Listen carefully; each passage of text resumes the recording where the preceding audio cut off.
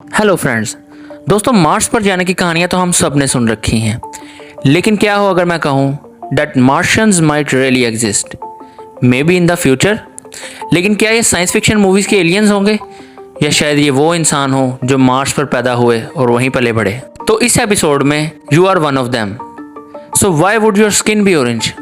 क्या आप एक डिफरेंट स्पीशी नजर आएंगे? क्या आप कभी अर्थ का विजिट दोबारा कर पाएंगे? ये सब तो रहे सवालात। तो आइए रियल फैक्ट्स की तरफ चलते हैं and let's figure out. Mars पर रहने के लिए हमें एक पॉपुलेशन चाहिए। तो कितने लोग एक हेल्दी पॉपुलेशन क्रिएट कर सकते हैं? कुछ एक्सपर्ट्स का कहना है कि हमें इस पॉपुलेशन के लिए 98 लोगों का फिगर चाहिए, जबकि कुछ कहते हैं कि कम से कम 10,000 लोग इस काम को सरंजाम देने के लिए काफ़ी हैं। लेकिन जन्म लेने वाली पॉपुलेशन के साइज़ को छोड़कर बात की जाए तो कुछ ही नस्लों के बाद हम एक डिफरेंट स्पीशी नज़र आएंगे और अर्थलिंग्स और मार्शियंस के दरमियान एक वाज़ेह फ़र्क नज़र आएगा। तो आइए मार्स के बारे में कुछ चीज़ें जान लें। मार्स अर्थ के जैसा ही एक प्लैनेट है जो हमारे सोलर सिस्टम में एग्जिस्ट करता है। It is the 4th most planet in our solar system. तो हमें मार्स पर जाने का ख्याल क्यों आया? शायद इसलिए कि ये अर्थ के जैसा ही एक प्लैनेट है, लेकिन बहुत सारी चीज़ें जहां अर्थ के साथ इसकी पैरेलल हैं उसी तरह डिफरेंट भी हैं। इसके मेजर 3 फैक्टर्स हैं जो हमारी ह्यूमन रेस के लिए सीरियस चैलेंजेस क्रिएट करेंगे, जिनमें ग्रेविटी, एटमॉस्फेयर और मैग्नेटिक फील्ड हैं। तो दोस्तों, जो अर्थ पर बच्चे पैदा होते हैं उनकी जेनेटिक म्यूटेशन 120 होती है, जबकि अगर वही बच्चे मार्स पर पैदा हों तो उनकी genetic mutation according to Mars होगी।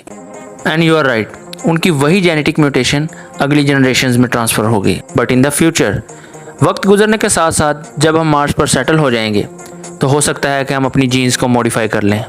तो ज़रा सोचिए कि अगर आप मार्स पर रहने वाली 3rd या 4th जनरेशन हुए तो आप आज से कितने ज़्यादा मुख्तलिफ होंगे। लेकिन आपकी बॉडी के चेंज होने की मेन रीजंस क्या हैं? इनमें 3 फैक्टर्स जो हमने ऑलरेडी डिस्कस किए, जिनमें first one is gravity. Mars की ग्रेविटी अर्थ की ग्रेविटी का तीसरा हिस्सा है। तो इससे आपकी बोन्स को क्या इफेक्ट होगा? हो सकता है ये अपनी डेंसिटी खो दें एंड बिकम मोर ब्रिटल।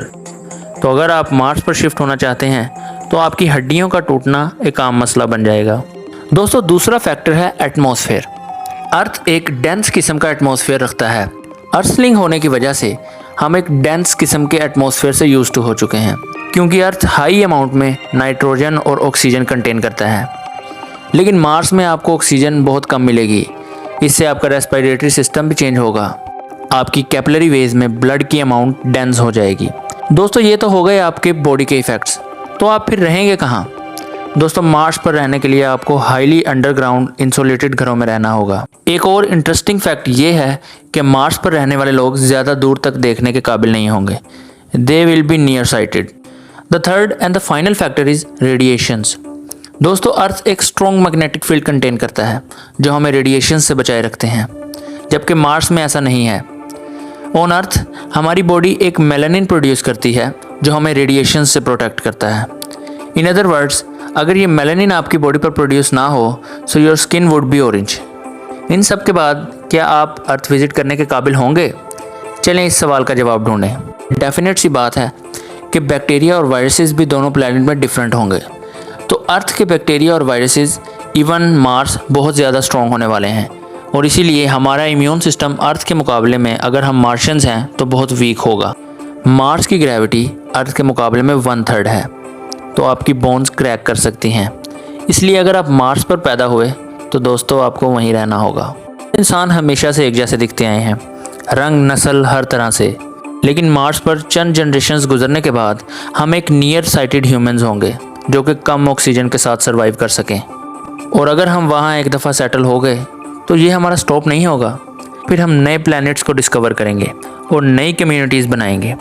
और क्या पता कि जिनको हम एलियंस कहते आए हैं वो हमारी तरह के ही बदले हुए इंसान हों।